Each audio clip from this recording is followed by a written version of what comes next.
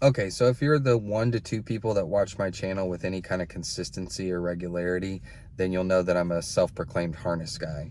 And the reason why that is because as far as I can tell, there's a myriad of injuries that can be brought about by utilizing any type of collar around your dog's neck, to handle them or to walk them, especially over time. So like chronic use of these collars when the dog is permitted to pull, or when you are pulling on your dog. So um, with puppies, when their growth plates are forming, then you've kind of got a caveat there. So it is consideration. Theoretically, the type of gear that you're using shouldn't matter all that much if you're teaching your dog from the start what the reinforcement zone is and what it yields. So that's going to be somewhere near your hip, somewhere near your side, depending on your dog's stature, on your left side or your right side or both, and not permitting your dog to pull. But let's be real, your dog's going to pull. They're made for it. They love pulling. So if they're going to pull, generally they're better off pulling on a body harness than they are on anything around their neck.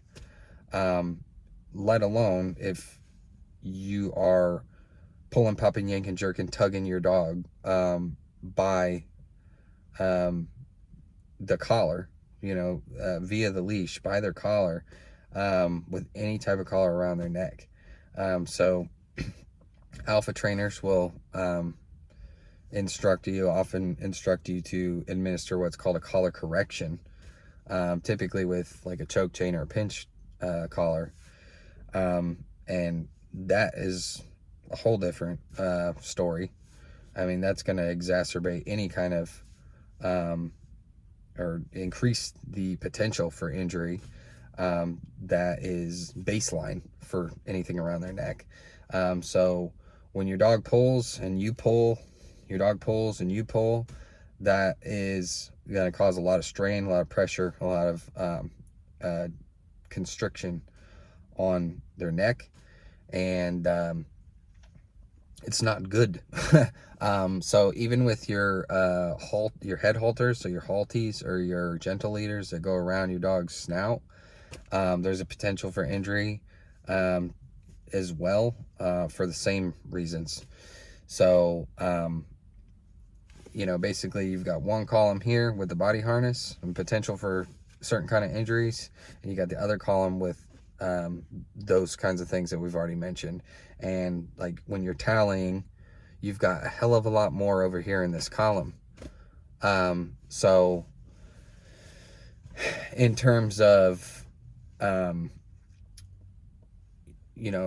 why does your dog continue to pull if it's painful, or like if you're using collar corrections? Well, like Victoria Stilwell talks about this, and basically what you're doing is you're creating a punishment callus, or like a pain callus, where over time you're conditioning your dog to tolerate greater degrees of pain, because the drive to pull and the reward in and itself that is pulling supersedes any kind of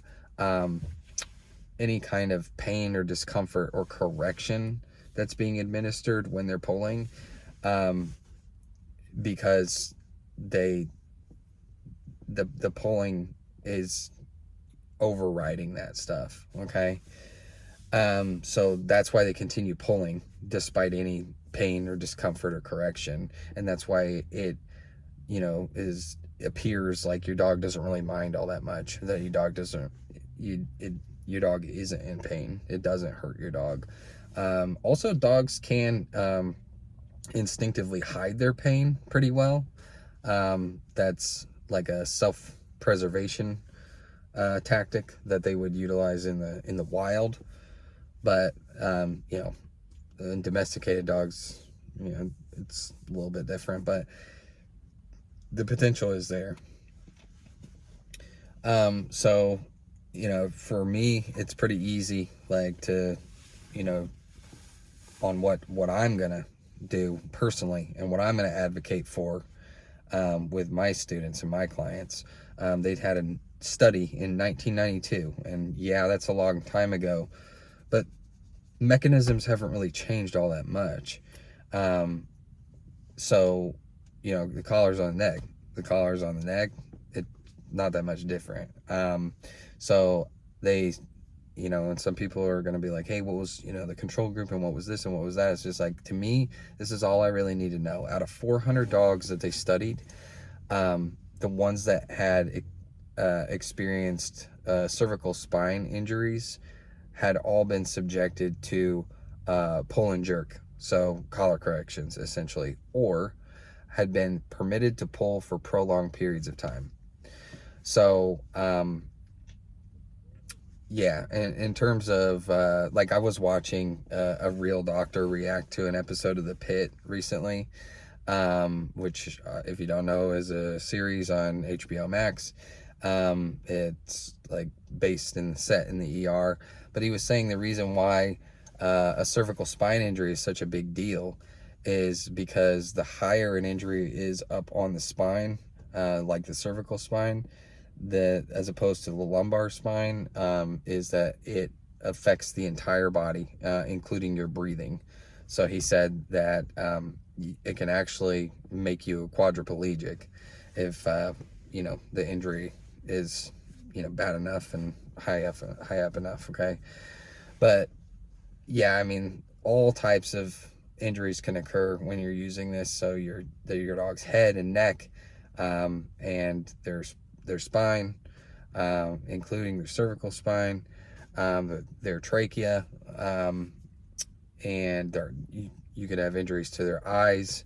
This could cause neurological issues, cause issues with their thyroid based on, like, considering where it's at, which open up the door to like a whole nother set of like symptoms and comorbidity and stuff like that. So again, like, the choice is clear for me on what I'm gonna do.